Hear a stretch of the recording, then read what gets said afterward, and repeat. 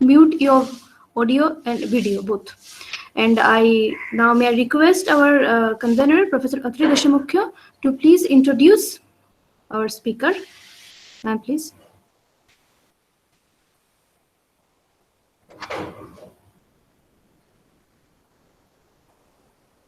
Hello, ma'am. Sorry, my mic was muted. Okay, thank you, Devalina, for giving me the opportunity to introduce the speaker for the station. So, Dr. Keshwar is the head of the Weather and Climate Research Group in our National Atmospheric Research Laboratory, which is at Gadanki, Andhra Pradesh. And he is responsible for the development of a petascale high-performance computing system and real-time weather forecast system, which is used for rocket launching operations from Sriharikota. So he academically, I mean, he has an excellent academic career, having more than 80 research publications and lots of like honors back in favor of him. And he is also guiding some PhD scholars, and he has a collaboration with our department also. So with this much, I would like to request Dr. Keshwar to please address, you share your thoughts with the participants here, and it's over to Dr. Keshwar. Dr. Keshwar.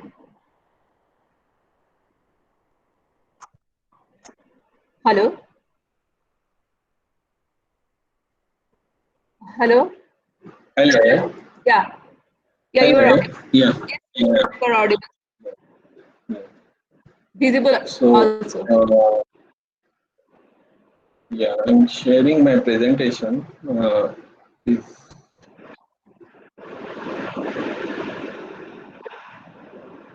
You are getting my presentation?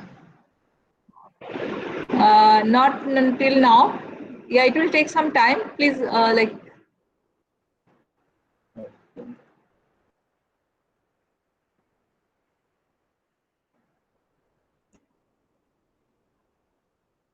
it has come. Okay. But your screen has come. You. Yeah, I will present now.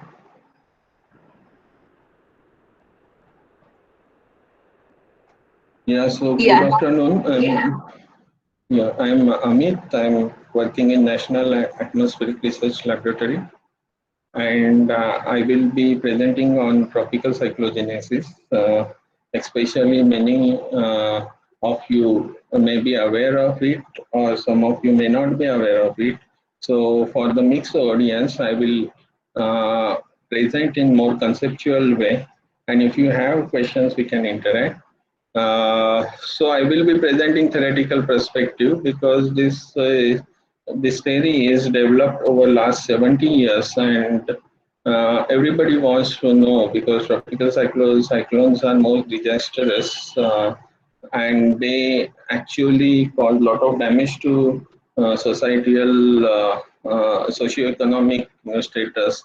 They are main attractions over the years, and everybody wanted to know how these cyclones develop, then where and when.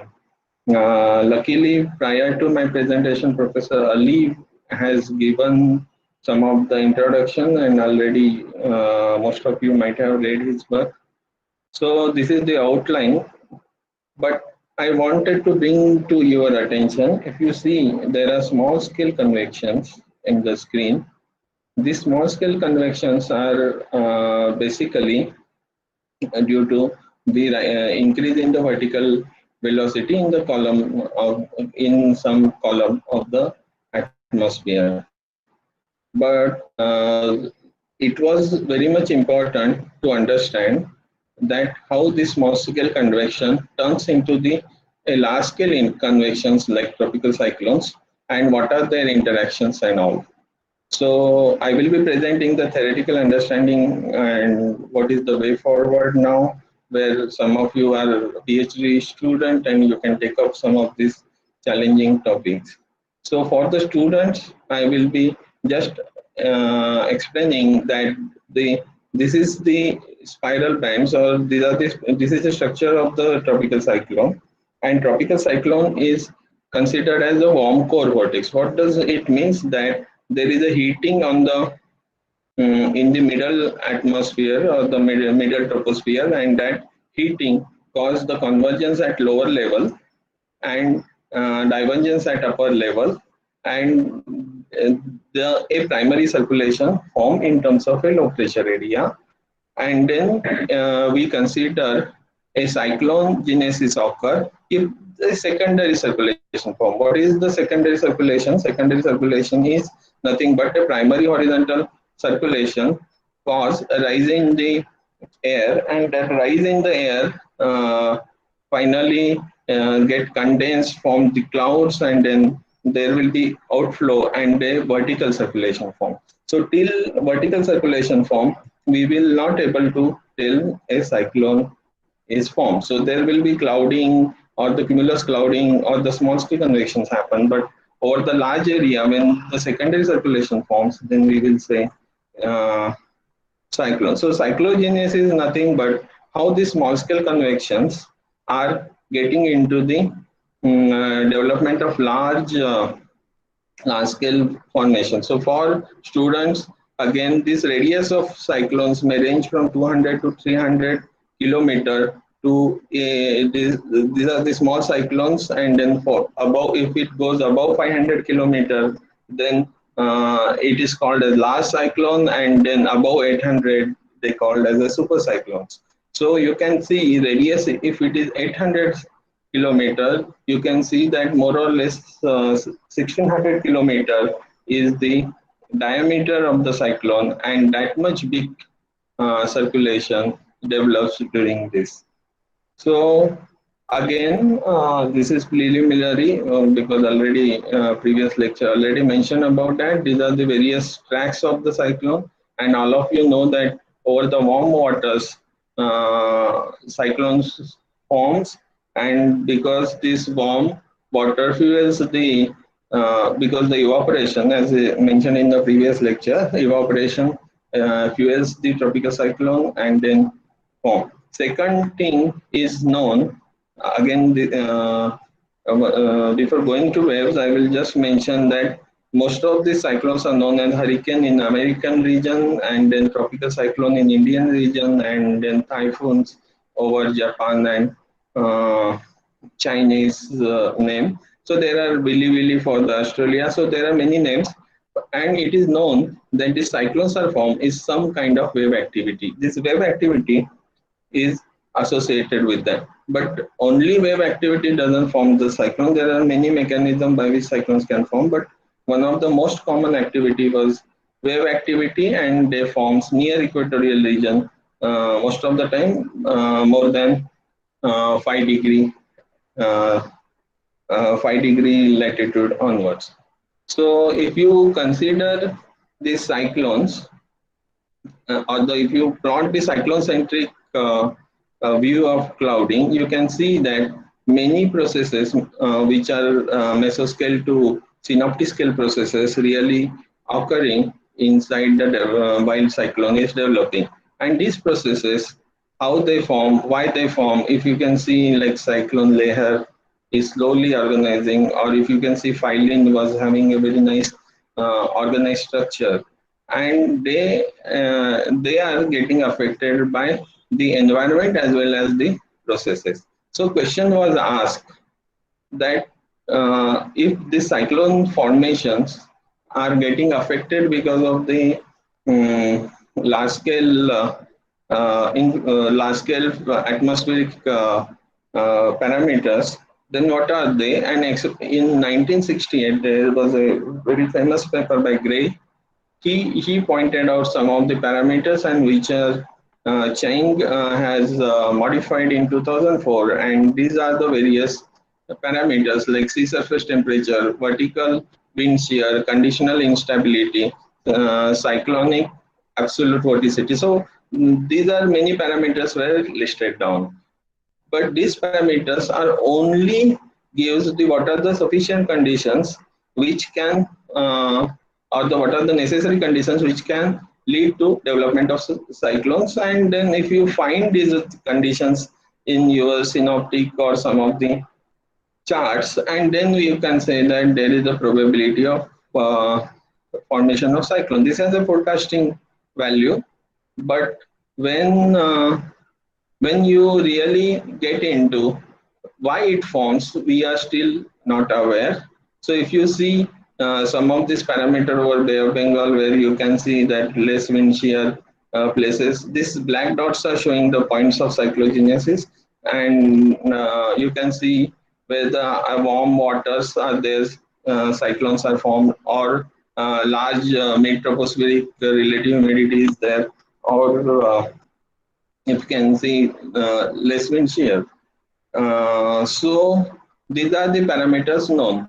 So for student, I will be explaining sea surface temperature, or as explained by Ali sir, is the ocean mean temperature up to certain level, and you call that as a TCHP if you are considering 26-degree isotherm.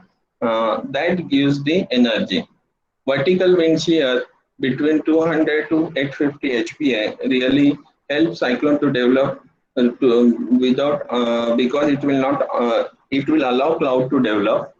Conditional instability is the basically causing the increase in the vertical velocity. Because of that only the moisture is uplifted, and absolute vorticity in the lower troposphere. So relative vorticity added with the Coriolis parameters called as absolute vorticity, and this absolute vorticity is responsible for the rotation of the cyclone, and relative humidity in the middle troposphere, which is actually caused the development of warm core and these many parameters. And what we can say is the layer cake or 200 HP divergence, they are the part of the large scale influence of the cyclone, and you can see the cyclones develop, and they are changed. There is a number of cyclones changes with respect to season. So for example, in pre-monsoon season and post-monsoon season, when we found our cyclogenesis over Bay of Bengal, the location of genesis, their intensifications are modulated by the air-sea interaction and the environmental effects. So these are all known, and over the years people are trying to understand, but most important was, most attention was gone how to forecast the cyclone, and most of the scientists were working on how large scale influence will give rise to the cyclogenesis, and then whether we can predict them. So there are many influences or the many mechanisms find out. There are some theories which developed over the years, and it was like Oyama in 1964. He wrote the first paper that how cyclones develop, or rather Chane and Ellison started with 1952, who really wanted to understand instead of just forecasting how cyclones develop. And then you know that all of you know that mesoscale convective systems are of the scale of 250 kilometer, and then cluster of mesoscale convective system of the order of 700 kilometers, and the trough distance between two troughs of the order of 2,500 kilometers. How this come together or the amalgate together to form a great or a large convective system? Uh, that was the question. So the question is that how this cluster up to give a rise to the cyclogenesis. So the problem statement was asked that the pathway by which cumulus convection organized to form a large scale tropical cyclone vortex is one of is to us one of the great unsolved problem in dynamics and tropical meteorology. So understanding started. So there are three paradigms in last 3 decades, last 6 decades. First was proposed by conditional instability of second kind, proposed by Chane in 1964. So he talked about existing cumulus convection. He not talked about how cumulus convection developed, but he argumented that there is a selective release of convective available potential energy, means suddenly at selective places. Because how is one, but why and where are two other questions. Where was the most important question, because there are many convections we see in day-to-day day-to-day satellite pictures as well as charts, that there will be convection, but at what particular location that particular convection will originate was the one of the most important question was asked. However, he has brought out a theory that we will discuss, that these cumulus scale convections are really useful, and they are cooperatively exist so that the large scale convection. So what I mean is small convections of the order of the energy of the small scale convection is of the order of 10 raised to 6 to 10 raised to 8 joules. They come together to form a cyclone which has energy of the order of 10 raised to 12 to 10 raised to 22 joules. So if you see the cascading effect of the small scale convection to large scale convection was first pointed out, but how it will happen, how it is happening was not known. Now, now if you see, if you add 1,000 small scale convective clouds of the order of 10 raised to 8, let us say 10 raised to 8 joule, still 1,000 into, so it will go 10 raised to 11, the energy, total net energy of the order of 10 raised to 11. So which is very crude hypothesis, but the order of cyclone or the low pressure area itself is of the order of 10 raised to 12 joule, and then 10 raised to 12 joule to 10 raised to 22 joule. That much energy, how, from where, how it happens, was not able to explain. So another scientist from MIT, Professor Kerry Emanuel, he come out with the idea of air-sea interaction, because when Charney and Oyama were talking of the only atmosphere, but what Kerry Emanuel says, ocean has lot of energy, and as explained by Alisa, that evaporation from the ocean really gives the lot of energy to the atmosphere, as well as not only the evaporation from the surface or the skin of the ocean, but as well as the evaporation happens at the skin, but the heat from the up to the mixed layer depth, or what we call as up to the certain levels, 26-degree isotherm and all that together cause the evaporation heat, evaporation at the sea surface, even evaporation cooling is there. So the concept that the ocean is very much important for the cyclone, the cyclogenesis was brought by the Kerry Emanuel, and then he brought a some factor called as efficiency factor, where he wrote that the temperature of stratosphere minus sea surface temperature by temperature of stratosphere can be considered as the efficiency factor, which really cause this the instability, and that instability gives the amount of this one. So his work was very much celebrated because first of all, large scale convections, like big scale convections, and then ocean like a monsoon, and then shifting of ITCZ, and all those things are really explained by wind induced heat exchange concept, as well as the tropical cyclone was very much explained by this theory. But over the years, this theory was also questioned, that we will discuss. And then finally, new theory came up with M.T. Montgomery. He is a professor in Naval School of USA, and he proposed, rather he has one more theory prior to vertical hot theory.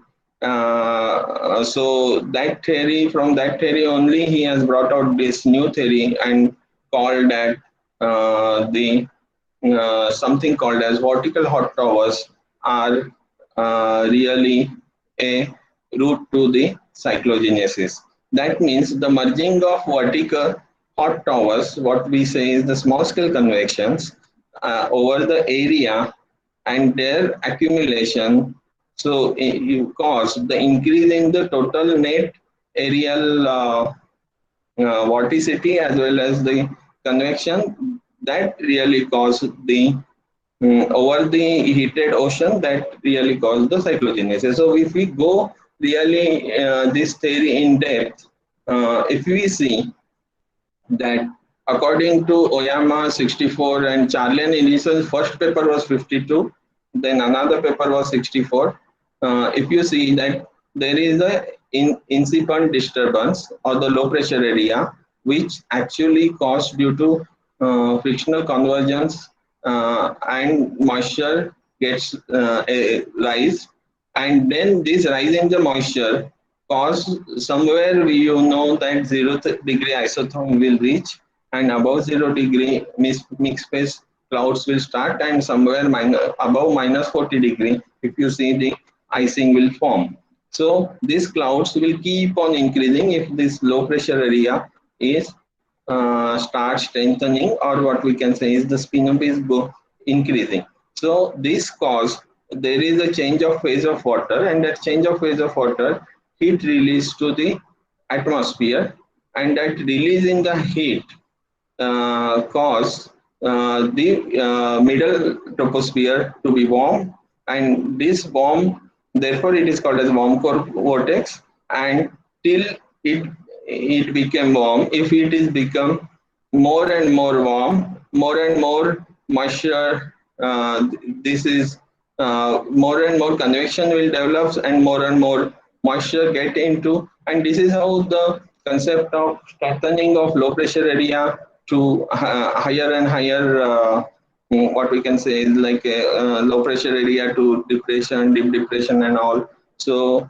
increasing the wind speed at boundary layer was very well explained, as well as the outflow at the top of the atmosphere was explained by this theory. So the formation of warm core vortex spin up was this way explained by this theory, and then Charney 64 has defined a closure, because these all are from using the equations, and these equations they solved and they undergone the various modification over the years, and they say that there is a how this cyclogenesis takes place means from the low pressure area to divergence at upper troposphere. So low pressure area to depression can be explained with this theory.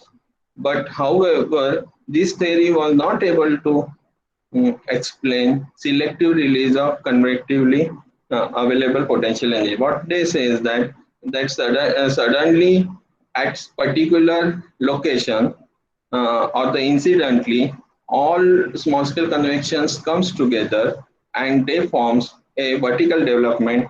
This vertical development caused the development of tropical cyclone.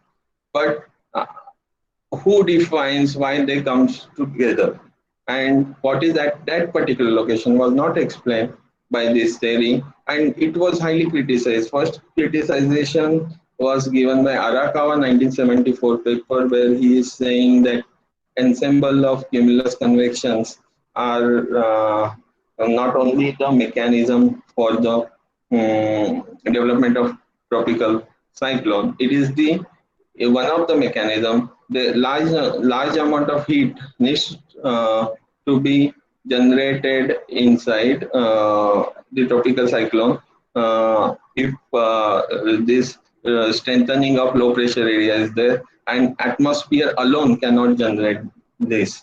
So many such a criticism was recorded. I was mentioning about Arakawa Schubert. Then some of the, this is something called as a skull line, which we see across US or in the Pacific Atlantic Oceans, where the convection are organized in terms of straight line, not in the terms of cluster. And this organization was not well explained. So there was a question, many questions were raised, and then this theory, the limitation of theory was brought out. So as I mentioned earlier, the question was how atmospheric disequilibrium takes place. So atmospheric disequilibrium takes place with the concept of convectively convective instability of second kind. However, if you see the however, many questions are not explained, but the Emmanuel come up with the new theory called as the maritime over the maritime topics. The amount of realizable energy on the atmosphere can be represented in terms of the thermodynamic disequilibrium between ocean and atmosphere. So where the concept of ocean atmospheric interaction was started, and he has brought out this sensible heat and latent heat exchange mechanism like evaporation feedback, wind induced evaporation feedback, and sensible heat exchange with the ocean, and which really gives a lot of moisture, and that moisture when convected upward gives the latent heat release was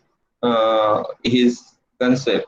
So this was mentioned. So strengthening of the low pressure area to higher thing, Oyama's model was explaining, but however the amount of more energy which required of the order of 10 raised to 12 to 10 raised to 20 was explained by wind induced surface extraction.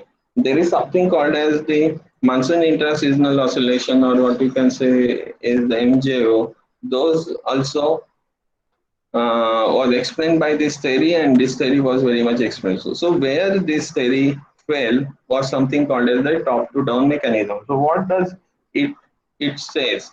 So prior to, because warm over the warm ocean moisture is there, but there is something some winds or the vertical velocity is required for lifting this moisture up into the atmosphere, and then only the more condensation will take place.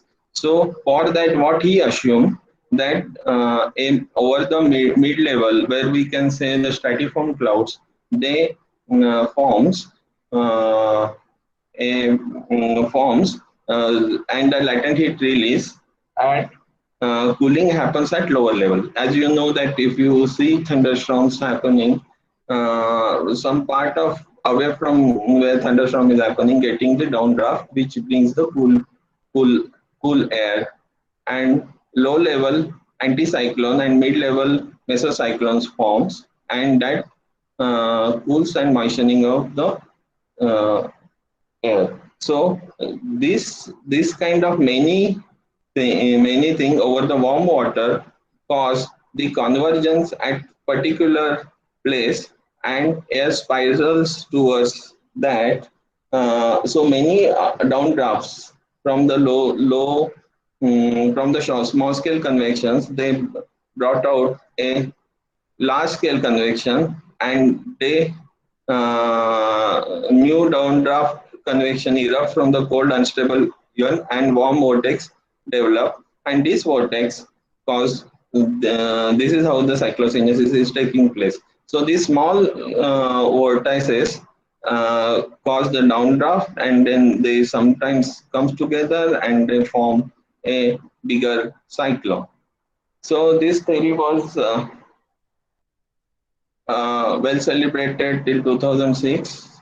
So, uh, so, so what was the question was how these small scale convections are really bringing up into the large scale convection is nearly explained by this theory, and however, to form both of this theory, uh, use some weak amplitude tropical disturbance has to be there, so that the its strengthening will be done by either Wish process or Cis process was can be explained by this theory. But Montgomery and Enagonio 1998, they provided another mechanism where the convective small scale cumulus convection, their merging and heat transform, they form a bigger scale cyclone. So what we can say, that the first theory, which is conditional instability of the second kind, was able to explain that how once you have low pressure area, how it strengthens. However, the worm core, how worm core form, and how that worm core further intensification of the spin up is there. However, the amount of energy was what was calculated only up from the atmosphere was not sufficient. So, in which theory, the wind-induced surface heat exchange was brought in, and the amount of moisture and heat exchange at the sea surface level was able to explain the amount of energy required for the tropical cyclogenesis.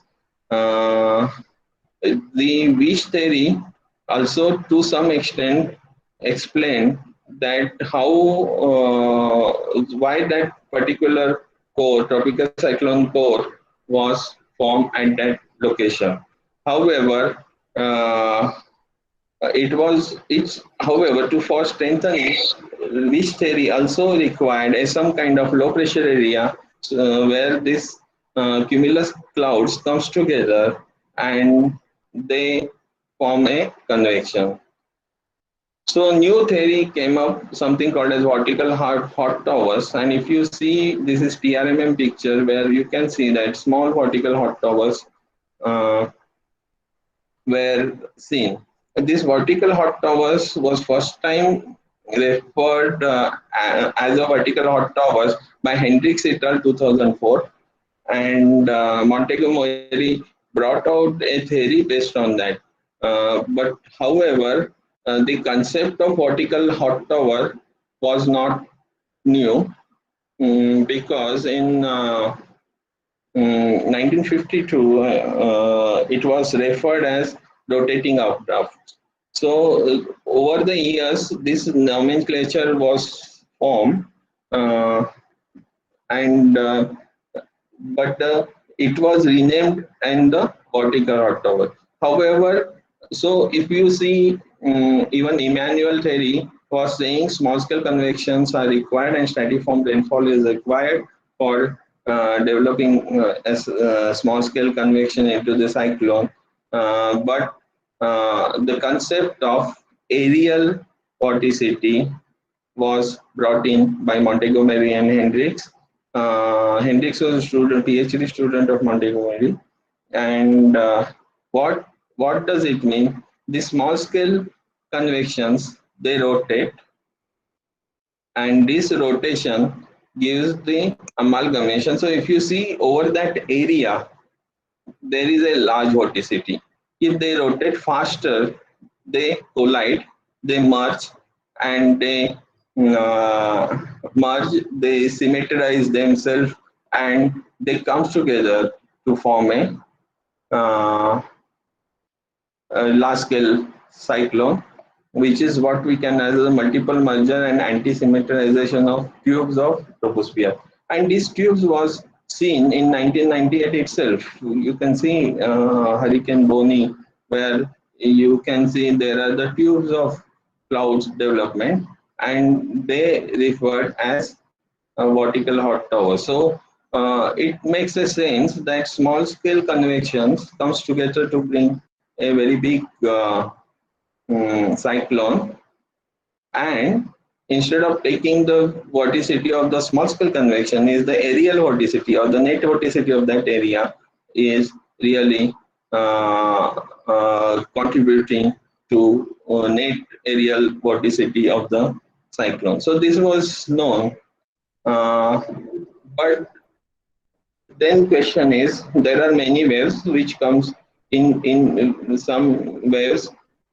This small scale convections comes together and then they diverge.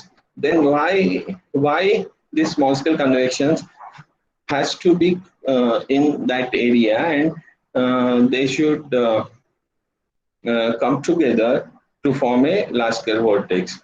So question is, question was like, if you, so what Montgomery said, that the small scale convections are increasing the aerial moisture and aerial vorticity, and that forms uh, a very nice tropical cyclone. But why at that location was again a question, and that was found in 2009. There is a very famous paper called as DMW. Before going to that, I will just mention in 1985, Gilbert and McIntyre, they have defined something called as critical layer. Now, this is critical layer. Their paper is not on cyclone, but it is on the turbulence flow. So, what does it mean? So, there is a critical layer or the cat's eye region, which actually can be defined as this region is free from source and sink of the vorticity due to external forcing. So there is no source or sink of particular material. They are defining out of fluid dynamics. We will bring this concept into the atmospheric science.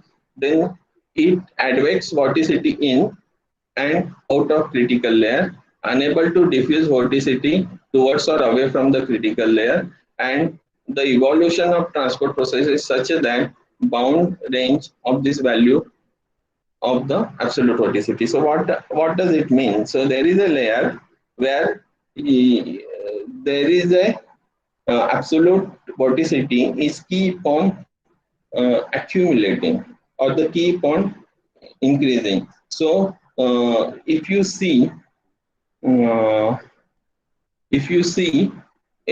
this layer where there is a air, there is a path to air to come in, but not to go out. So you cannot come out of the layer, and you keep on accumulating either vorticity or moisture in that particular layer. We call that as a particular layer or the particular region. That region is called as a quasi-Lagrangian cyclonic circulation. So you have kind of circulations where air is allowed to come in but not allowed to go out. Then what will happen? As a conservation of mass principle, air has to convect, or the air, this whatever the moisture coming in has to convect. So in a wave, if you can see, this is a wave, this is ITCZ, and where the moisture is there, and if such a particular layer forms, because you might have seen these pictures, those who are really working in atmospheric science, this kind of pictures, ITCZ over the years, and always they are clustered with the cloud. But at particular cluster, cyclones forms, and there are many times they doesn't form. So the concept of critical layer was used where there is a accumulation, and this accumulation cause the upscale of energy cascade. This is something called as turbulent energy cascade, where the synoptic scale energy comes to meso beta scale, and micro gamma scale energy also comes to my meso beta scale, and the actually cyclones develop.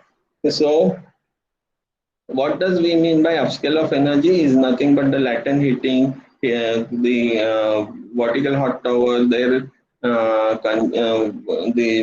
tropical, this cumulus congestor cloud, then their precipitation, latent heat release, those mechanisms, as well as the bringing hydrodynamic instability such as ITCZ and all. Because of that, bringing moisture come together and accumulating at one place, that forms a tropical cyclone. This concept was brought. So if you see, this is a cyclonic circulation, if you can see, and if if you allow moisture and winds to come in, only way to go out is in vertical direction. So it accumulates. This particular parameter is called as OW parameter, Okobovis parameter, where relative vorticity minus stretching component minus shearing component. What does it mean? If we will not go into the mathematics, but what do you mean? If you have vorticity, which actually cause of the rotation, and these two terms, S1 and S2, are the deformation. So if such a critical layer or the cation region forms, then if vorticity dominates, then there is a development of convection. And if you can see, this is I think for the tropical cyclone Madi, where one of my research students, she has published a paper in JGR, and this is from there, where you can see the Okubo-Weiss parameter means vorticity dominates. If you see Okubo-Weiss parameter is positive, means vorticity has a dominance over deformation terms, and then this forms, that means that the enough vorticity develops at cation level. So the question of where is really this theory giving explanation, where and why, because there is a Cauchy-Lagrangian cyclonic circulation which allows air to enter and doesn't to go out, and then which cause the increase in the vertical velocity, and this increase in the vertical velocity cause the increase in the convection over the region. It cause a large increase in the vertical velocity, aerial vertical velocity in that region, and large mass moisture and mass is convected upward.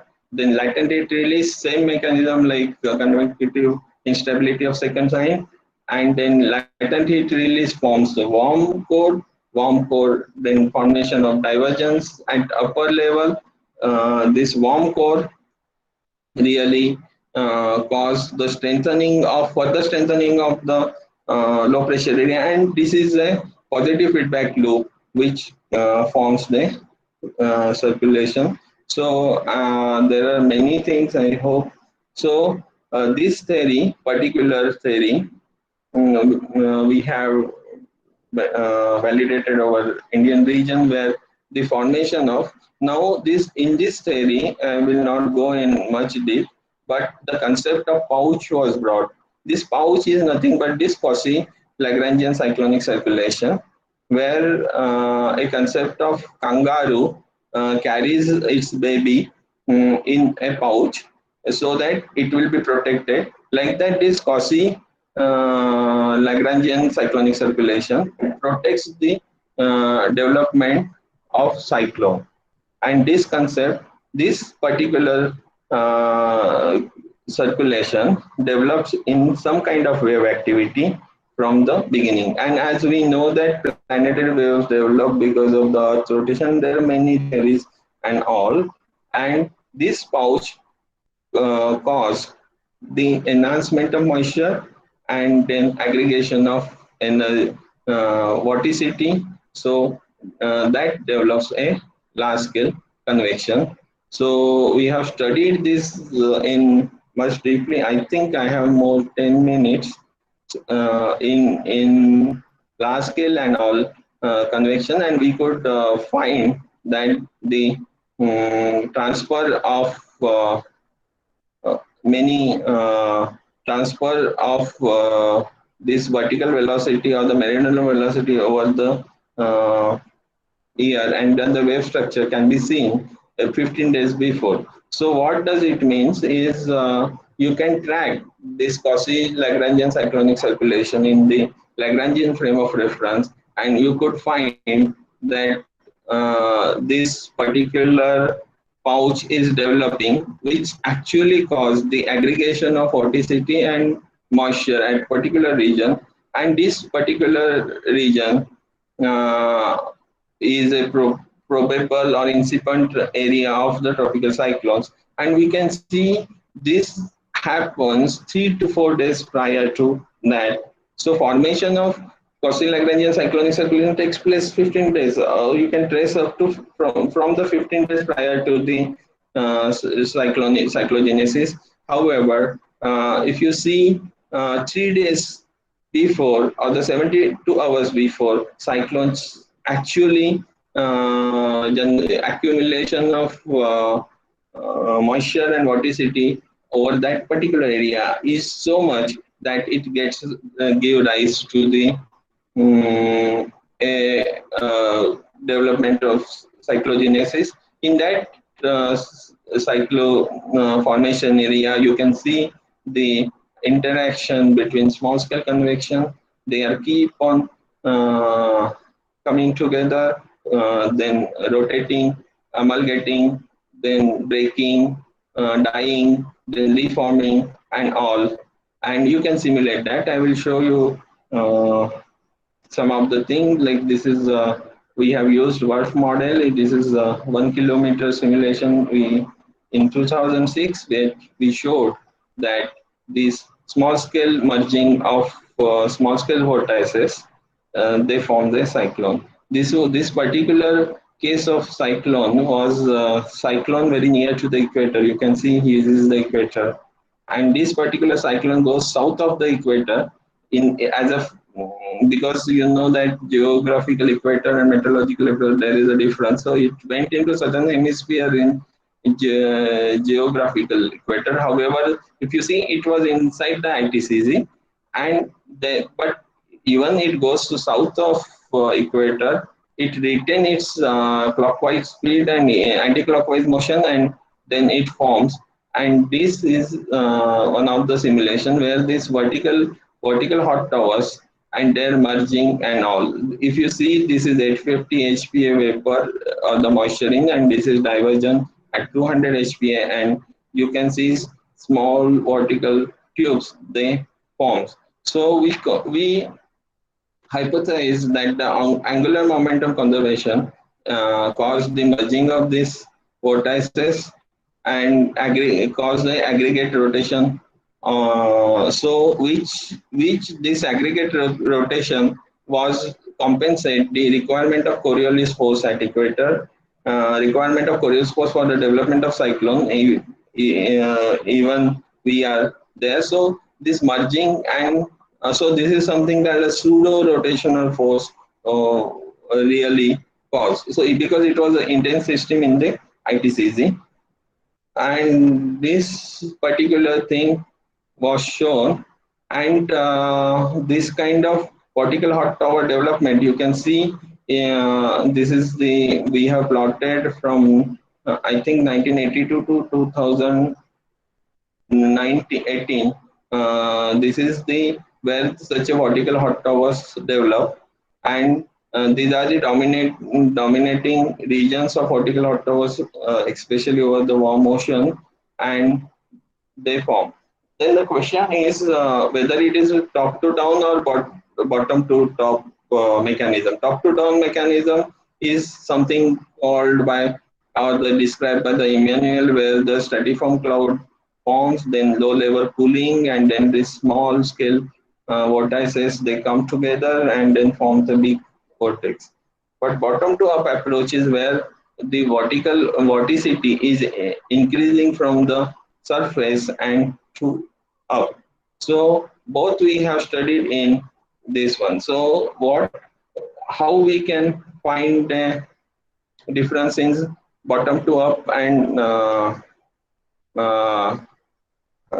top to down and bottom to up mechanism is if it is convective, which is bottom to up, the convection starts from the bottom, and in Emmanuel kind of scenario where convection starts from the middle troposphere, and divergence at both. So our simulation shows that the convergence starting from the down and vorticity also coming from down, and then accumulation of relative. You can see that up to 400 HPA, more than 80% of RH is there 3 days prior, as well as there is instability in the temperature. So we concluded that bottom to uh, up pathway is preferred for the cyclogenesis, and we could show in 3 dimension way in our simulation that this is how from the surface convection start at surface and goes up to 200 HPA, and this mechanism we could make find out, we can demonstrate for the many cyclones, and you can see how these vertical hot towers come together and why there's together. So I will not go into much. We did vorticity analysis, and we showed that tilting term plays a very important role, and diabatic heating. And then angular momentum is very much important for the generation of tangential velocity, and many such studies we have done. So most I will take on another 2 to 3 minutes where we will explain that this is a story, but there are many questions which needs to be addressed, that how this particular influence of dry air, because what we explained was over the Bay of Bengal, but when you come to Sahara region or the Atlantic region where the Saharan dust flows over that the area, and over the Atlantic Ocean, and this Atlantic Ocean, the cyclone formed just south of dust laden, and this has to be explained with the theory. We did similar analysis, and we could find out that this dust intrusion from the top was seen during this Florence cyclone. However, in case of Bay of Bengal, we didn't see such a dust intrusion. And then this dust intrusion, what it caused a delay in intensification, because this area is getting dried, so warm core is getting.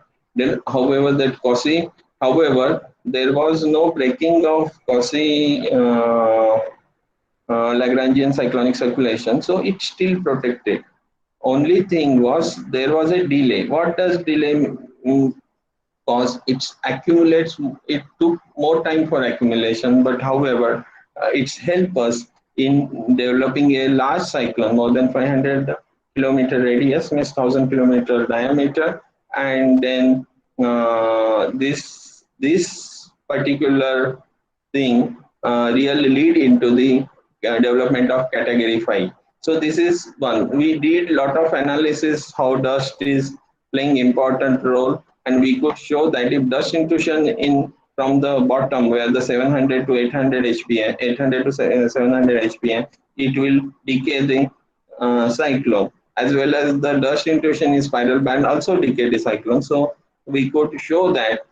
So there is a importance of dust intrusion in whole cyclone. So till now, what was the most important part of it, that ocean, how it is its impact on genesis, tropical cyclogenesis.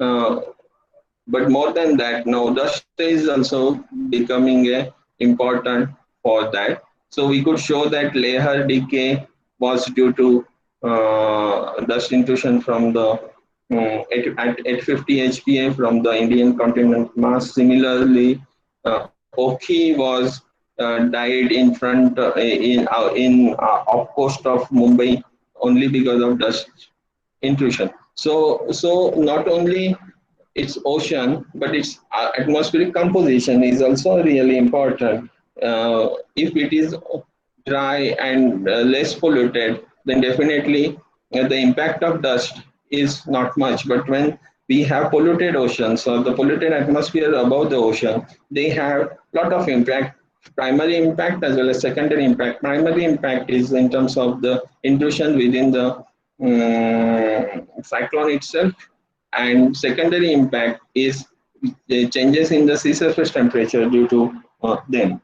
So this all is a more complicated theory, but what we know from Oyama to today, that how cyclone forms, what is the mechanism, then where they form and why they form. But when we say when they form, we have to have some idea or some parameters from which we can say that they form, and for that most important theory was written recently by Levina and Montgomery, where they are saying that if Genesis time is the Genesis time when the nascent vortex becomes self-sustaining. What does it mean? That this vertical hot tower and Cauchy-Lagrangian cyclonic circulation, all those theories says that there is amalgamation of vorticity, mass, and a lot of things, and lot of microscale mechanism gives energy to beta scale or the mesoscale mechanism, and synoptic scale aggregation is taking place, and then it forms the cyclone. But when we will call that it forms a cyclone, when a secondary circulation, what I explained before, becomes a self-sustaining, that gives a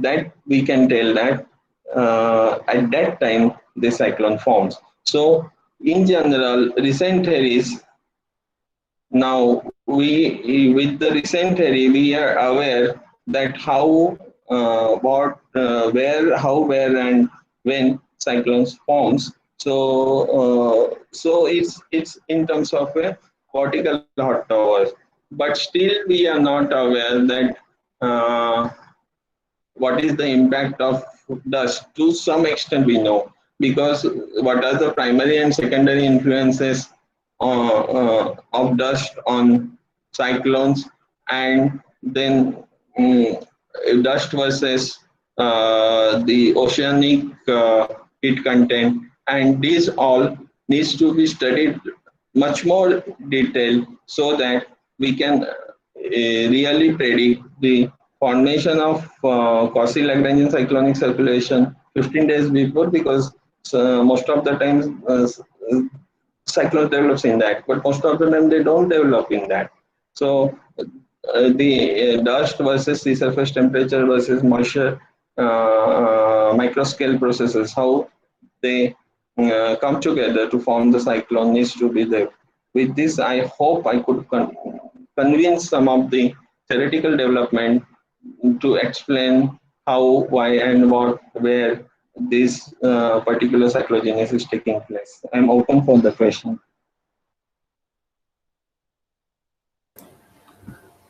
Thank you, sir. Thank you so much for this excellent talk.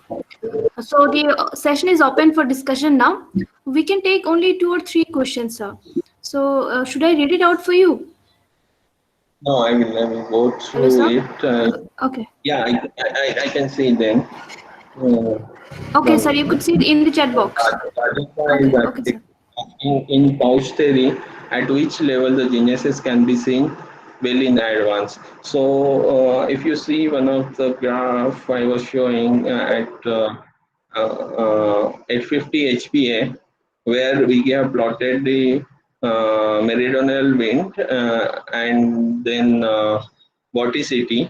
So if you see boundary layer from 975 to 850 HPA average, what does it means? That the strengthening is happening at boundary layer, and you can see at 50 HPA level, you can see plot in well in advance, 15 days in advance. 850 means you can see whole boundary layer. You can plot from 975 to 850.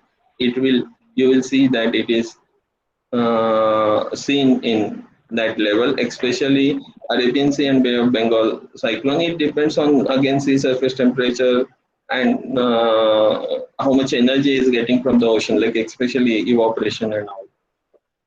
Javed is asking, is it possible that tropical cyclone may get converted into extratropical cyclone? This is a good question. Actually, there is at tropics it cannot. Now, what is the difference between extratropical cyclone and tropical cyclone? So, as I was explaining that it is a warm core vortex, and that warm core is generally in the middle troposphere.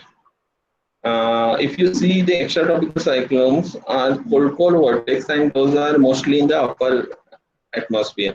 Now, that frontal characters can be seen if tropical cyclone cross the mid latitudes, so above 30° north or even south. So this frontal characters comes due to the wave nature, wave upper air waves, all of you are aware, more than 200 HPA and all. So this wave nature gives formation of trough. Again, you know that how trough forms when cold air and warm air they interact, and at their interaction this forms. So if particular cyclone cross there and there is a jets available this between, so what we can say is the if tropical cyclone sustained and pass above 30. Now in the Indian Ocean it is very difficult, so you can think of this either Atlantic Ocean or Pacific Ocean, and it passes all that, and then jets are active. So why the jets are there? Because it's competition between anti-circulation, fair circulation, and there it may happen at the top level. The frontal characteristics and bottom level, a warm core vortex can be seen, and this happens. And if you see western disturbances, most of the time, not from the from the Mediterranean Sea, they have such a characteristics. So they get due to baroclinicity in the atmosphere. So tropical cyclone per se very difficult to convert into extratropical cyclone, but it is possible at such incidences. However, the mixture of extratropical cyclone and tropical cyclones can be seen in the western disturbance, where the top is frontal characteristics, means upper air is frontal characteristics, and lower level is convective thing. So Arvind Rathod, he has shared, okay, it is attention. Again, Radhika is asking, in VST, all hot towers concentrate, rotate around the strongest VST, or irrespective of the strength of VST, all total, yeah, all, see, Radhika, everything rotates at around the center of quasi-Lagrangian cyclonic circulation. If you see in this particular animation where the merging is seen, everything is around the circuit. So whatever the small vertical hot towers are all, even in this animation where the everything is around this center. So even it may be big or small vertical hot tower, finally it has to go to that cyclonic circulation center. There it merge, amalgamation, collision, mixing, everything is taking place. Then, sir, how effective is the cloud seeding technology is disturbing the formation of cyclone? Is it effective? This is little complicated question. Cloud seeding, okay, during the monsoon we are doing, but if we do cloud seeding during the cyclone, what will happen is if use silver iodide and a kind where the most CCNs are available, then obviously the formation or the latent heat will increase due to the condensation process or the enhancement of condensation. There are efforts like there are efforts to actually decay the cyclone by seeding the clouds into the cyclone offshore, not on the land, so that the damage due to cyclone can be avoided, but they are not successful. But this question in that sense will be useful. Like you or the add the dry air in the cyclone at 850 HPA or in the spiral band, then it will decay. But however, if you do at the top of the cyclone again, then what will happen? Again, it will delay the intensification, but it will become more strengthened, because as you know that pouch is a concept where the coastal and cyclonic circulation doesn't allow air to go out. So it will be there and it will be only conveyed. So if you delay, more air, more the strengthening of spin up cause the more mass accumulated, and that really caused that. So what we mean, if you seed the clouds in spiral band and decay them, or the put at 850 HP and dry the lower means the inflow. So high inflow comes, so less latent heat generated. This is the one mechanism. If you seed from the top, it will intensify, and so it really disturb the formation of cyclone. So if you really want to decay the cyclone, you simply add dry air at 850 HPA by some mechanism.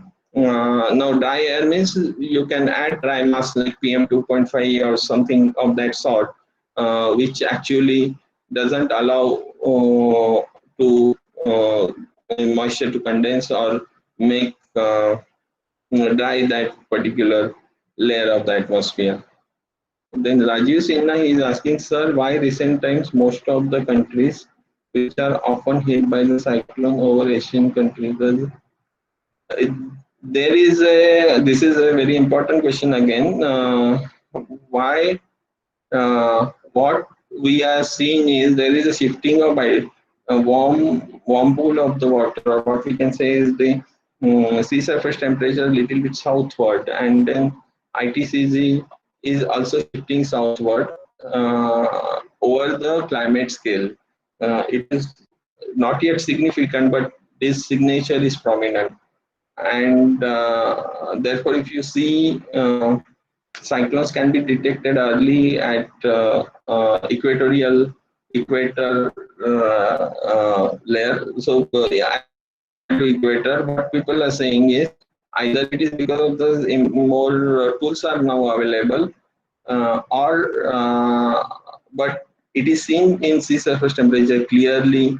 There is a shifting, and this is one of the important topic for the research, because what we have seen, that lifetime of cyclone is also different.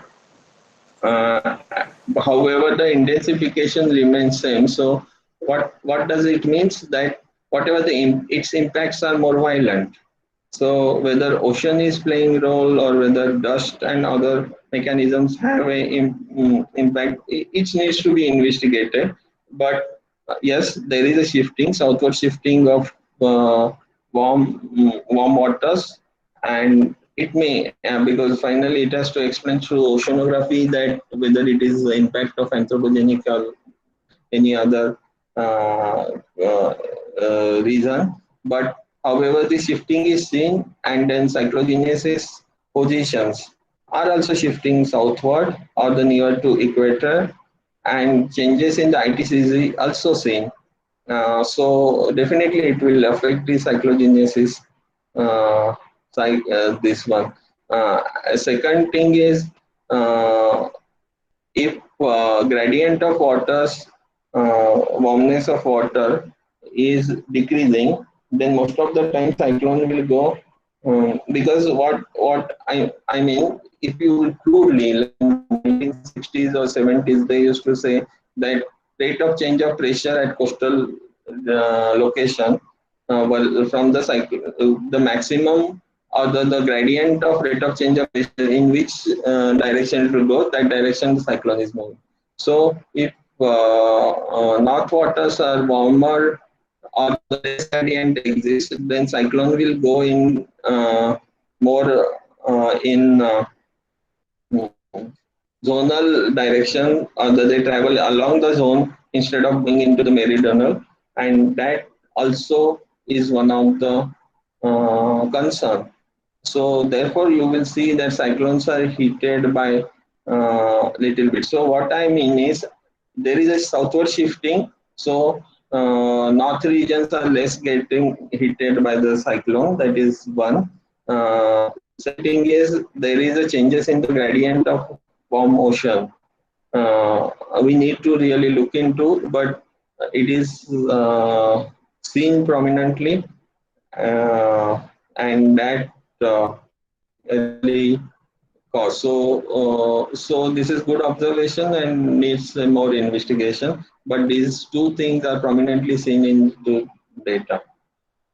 Roxy Datta was asking, is it possible for the cyclone to remain in a constant angular velocity, or will it go on changing its velocity with the accumulation of the moisture? Obviously, it will go with the keep on changing its velocity, or what we can say the strengthening of spin up. That is because accumulation of moisture actually causes latent heat change in the latent heat, uh, change in the latent heat, or the increase in the latent heat in the mid troposphere that cause increase in the further spin up, and this all cause the further intensification, further adding. So it is a kind of positive loop unless it goes up to the coast where the channelization of wind is taking place and not allow structure, allow the cyclone to maintain its structure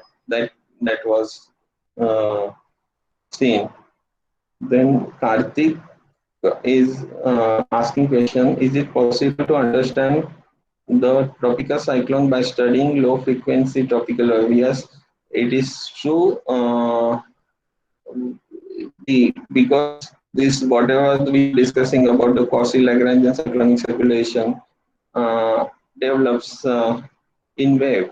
So wave is there. There is another question. Another way is formation of upper air trough. Like Javed was asking. So if upper air trough forms, that also gives baroclinicity and then strengthening of warm core at lower level.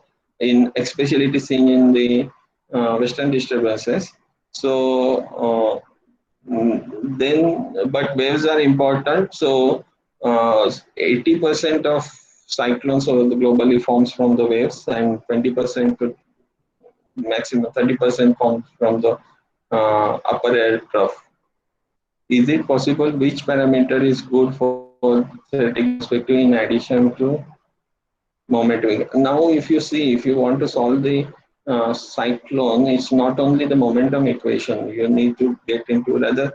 There are very good papers which gives impact of warm core formation on momentum equation is like a momentum transfer due to the momentum transfer at the boundary layer, or what we can say is the changes in the surface pressure due to the warm core formation, and that changes in the surface pressure cause the changes in the momentum flux at boundary layer. So this spin up, so this all you have to consider. So it's a coupled, like you need to have an ocean perspective where the where you are solving momentum equation plus thermodynamic energy equations. First you have to have consider all parameterizations for the cyclonic processes.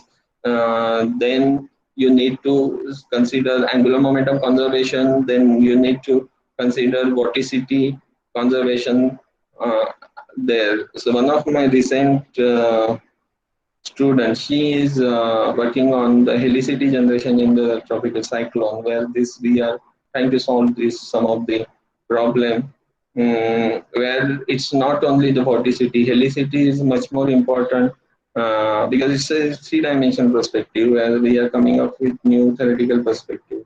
So there, some of these equations we are modifying in axisymmetric framework and trying to solve. So these, so it's more than momentum equations you need to consider, uh, and the all this means you need to think like this is the present understanding that how I can bring it into the equations. So this is what the answer of the question. Thank you, sir, for such a long session of discussion.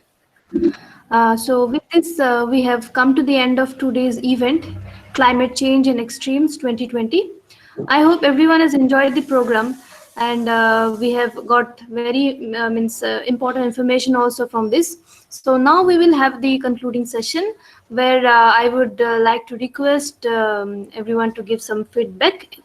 So in the beginning, I would like to invite our resource persons to share their views. Now, I think Dr. MJ Mills and Dr. RM Call, they could not join us. So now may I request Dr. MM Ali, sir, to please share your views. So if you are there. Hello. Hello, Amit. Yes, yes, How sir. are you? Nice to see you for a long time. Nice presentation, giving a theory of cyclones and all the cyclogenesis and all. Now, what do you want me to say? Conclude the concluding sessions, right, Evelina? Yes, sir. Yes, sir. Yes, sir. You means you just share your experience, sir. Yeah, I actually had two talks, one by Amit just now, entire talk, and one by Roxy, Dr. Roxy. Both are very good, and this is a very timely what do you call seminar because global warming is changing, and a nice question has come in the morning session that is this pandemic will reduce the global warming. Global warming may reduce it, or it may also increase the ocean heat content. And like that, this is very timely seminar, and very nice presentations were there. And I wish you will take up another topic on similar field, in the similar field, like in the meteorology or something like that. And then have one more what you call online seminar, because now physical seminars are not possible. Only we have to go for online seminars. Thank you. All the best. Thank you, sir. Thank you so much, sir. Now may I request Dr. Amit Kesarkar, sir, to share your views, sir, on the Yeah, event. first of all, I'm thanking to Dr. Atri, Professor Atri, and organizers for inviting me here.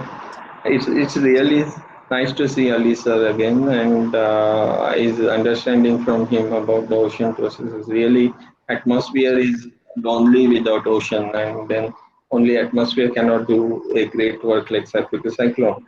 And he has very good perspective also. I could hear today morning like. It's not only the sea surface temperature which gets cooled because of the ocean. The ocean mean temperature or the TCHP, or what we can say, like we discuss a lot up to ocean up to 100, the depth up to 100 centimeter, or the 1 meter or below, also cause, yeah, 100 meter also cause the this one. Because now, as I was mentioning, like in waves, quasi-Lagrangian cyclonic circulation and everything is developing, but what is the role of ocean is really important in that, and we really look into. So, if we can understand this in greater detail with such interactive talks, it's really good, and very nice questions also coming up in the minds of students and young research scholars, and needs to be pursued in much more. Much more bigger way, and with such an interactive talk, because I also learned from Ali sir many things, and really he has that point, and we need to look into in more theoretical perspectives. And for that, unfortunately, what is happening is there is a little bit development in, but not much development in our country about actual models. And when we depend on something which is made outside, or the which is programmed outside, it takes a lot of time to change it. Because if you bring out a few things like as Alisa was mentioning, or dryer intrusion and all, we need to really work on redeveloping or the doing that work which we are interested, which may not be some people in abroad are interested or not their priority, and that is why we need to work together. It's not that development is taking place at India nowadays, and it will really help. But nice interaction we should have through such a session, which will enlighten all of us and learn from each other, so that we can do better and very good science. So I really thankful to organizers to arranging such a wonderful seminar. Thank you. Thank you, sir. We are also very pleased to have you here.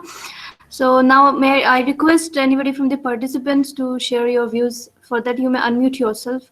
But I could see in the chat box, many of you are writing the feedback, giving the feedback. So if anybody wants to say something, you may please unmute yourself from the participants. Debolina, this is Bijoy speaking. Can I speak for a while? Yeah, please. Sure. Carry on. First of all, I would like to express my elation for my alma mater as it has reached its silver jubilee year. Then also I would like to express my gratitude to the university, to O3 ma'am, to all the organizing professors, the scholars, to all the participants, and at last but not the least, to all the esteemed speakers. Let me tell you, the entire webinar is a very, great learning initiative, and it was a prodigious event. And though I am not from this particular field, but still I have learned a lot. And I have to express my eternal thanksgiving to all the speakers for they have spoken so well. They have given us so much of concepts and all. And for all those, I am very, very thankful to all of you, sir. That's all. Thank you once again. Thank you, Vijay, for your kind words. So anybody else want to share? Okay, so if not, I thank all the participants.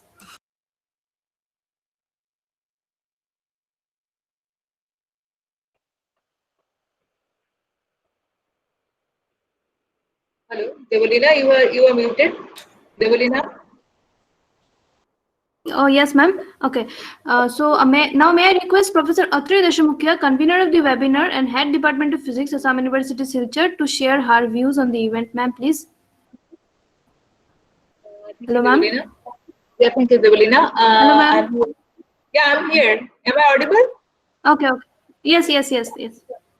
Yeah. So it is actually indeed very nice that we could organize this event. Actually, though we are doing atmospheric physics in a very nominal scale, though, we could not organize any event before this, either in the contact mode or in the online mode.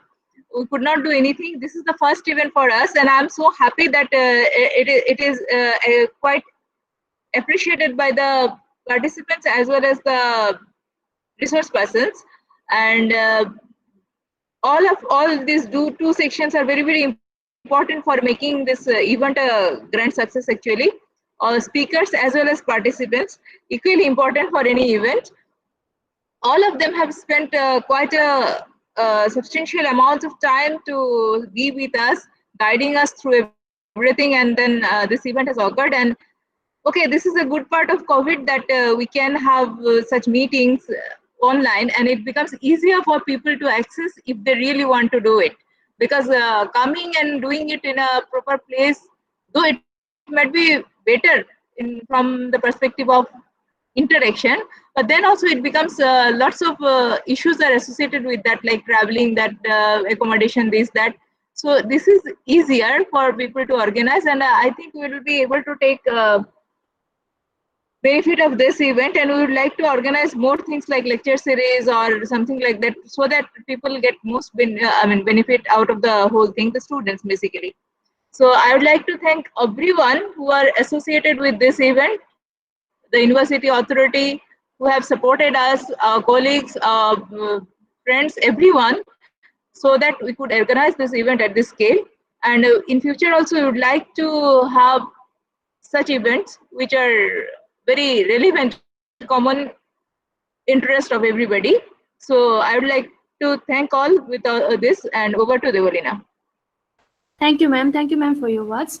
Now, may I request Professor Ashok Kumar Sen, the chairperson of the organizing committee, to say a few words on this event. Sir, please.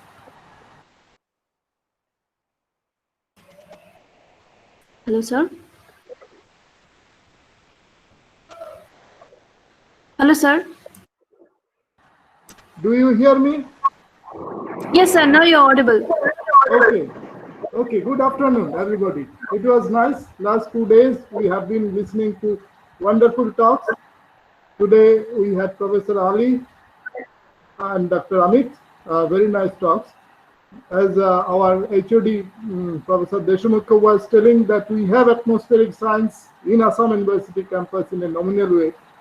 Actually, we have many research scholars working in this field, but then in the master's course, not a very elaborate atmospheric science or meteorology program. But there are students from many other universities who I think learned a lot of things from these lectures.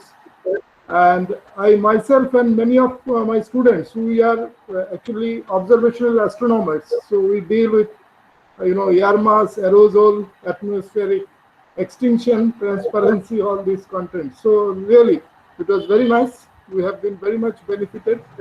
I thank yesterday's two speakers and today's speakers, Professor Ali and Dr. Amit, very much, and all the students who participated very actively, asking many good questions. Actually, we learned a lot from the question answering session also.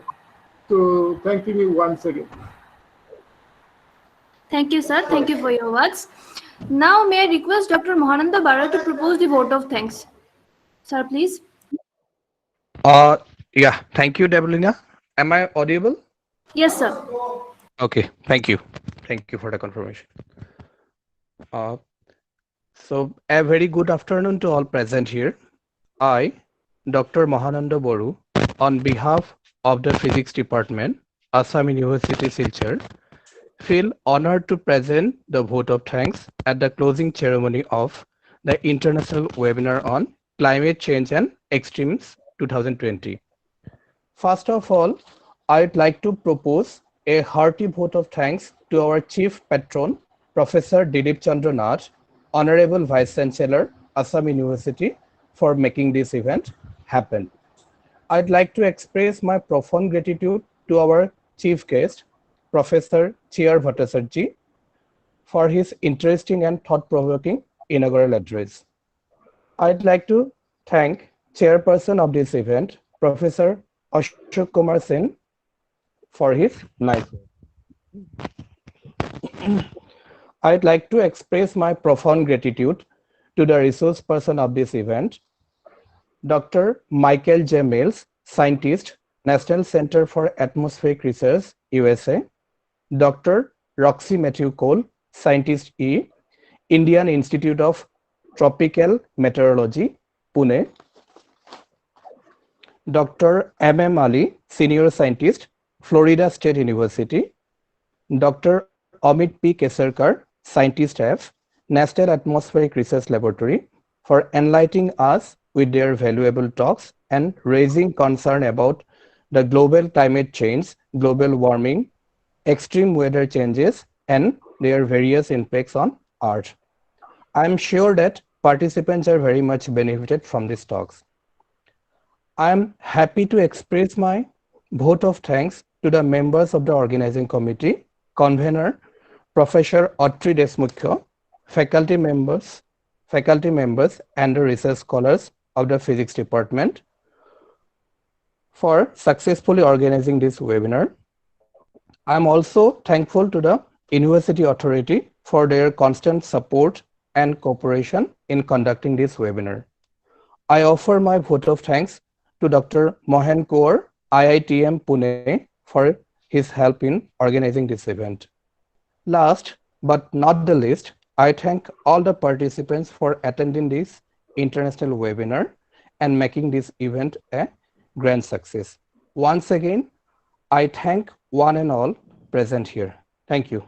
Over to you, Deblina. Thank you very much, sir. Yes, ma'am. Yeah, I would like to convey my gratitude to all the volunteers. I mean, the students who have helped us in in different aspects to organize this event. Thank you all. Thank you, ma'am. So with this session finally comes to an end. I thank all the participants who have joined to take part. I would also like to take this opportunity to thank all the 4 speakers who were kind enough to join us in this webinar with excellent presentations, and of course my home team. I'm sure we are benefited by this webinar in the 2 days fruitful discussion. Thank you. So till then, let us all stay safe. Hope this pandemic comes to an end. Thank you all. So with this, I take a leave. Thank you.